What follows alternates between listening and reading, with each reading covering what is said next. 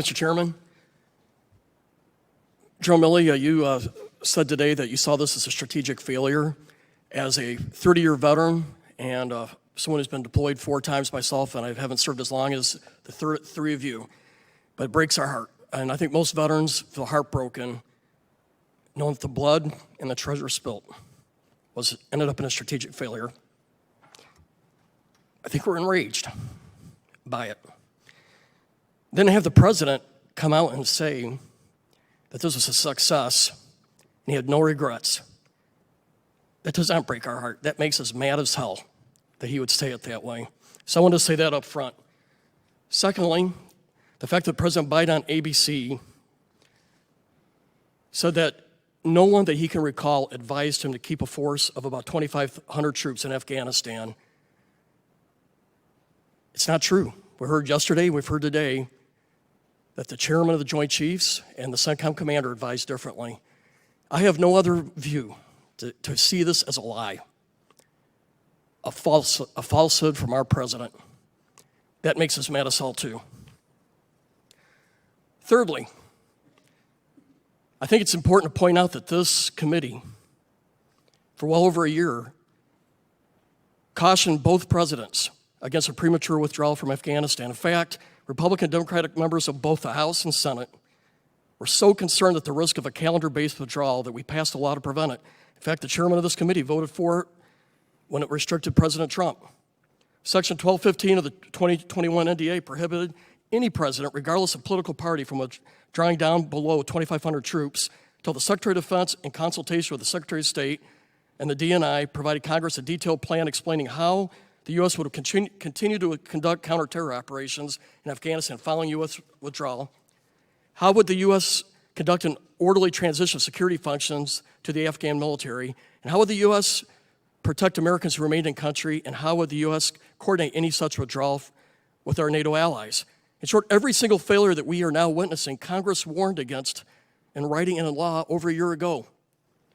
But after taking office, President Biden, I'm referring to, we wrote to the Biden administration reminding them that it was not permitted to go below 2,500 until it provided assurances to Congress that our vital interests could be secured.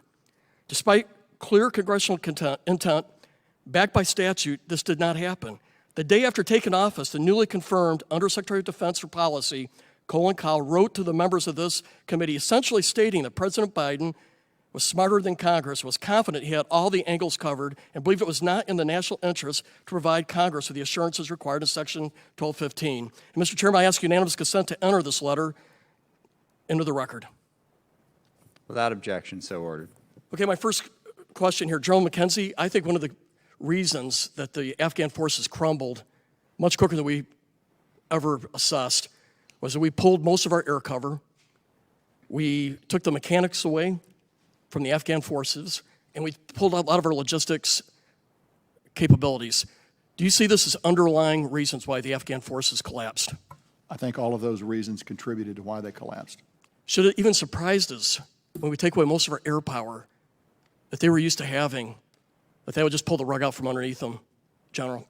Well, my position all along has been if you go to zero, if you go to a state where you're not going to be able to maintain their forces on the ground, that a collapse is inevitable. I have to further say I did not see it coming as fast as it did. I thought it would be a matter of into the fall or into the winter. I did not see it happen in 11 days in August.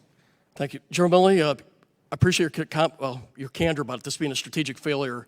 How does this embolden al-Qaeda, ISIS, and what does it do to Russia, China, and Iran, seeing how we responded in this retreat? I think the Taliban sitting in Kabul significantly emboldens the radical jihadi movement globally. The analogy I've used with many others is it likely will put a shot of adrenaline into their arm. Their grandfathers defeated the Soviet Union in the war in Afghanistan many, many years ago, and they are taking this on their own networks right now and declaring it a major victory. So I think it's a big morale boost.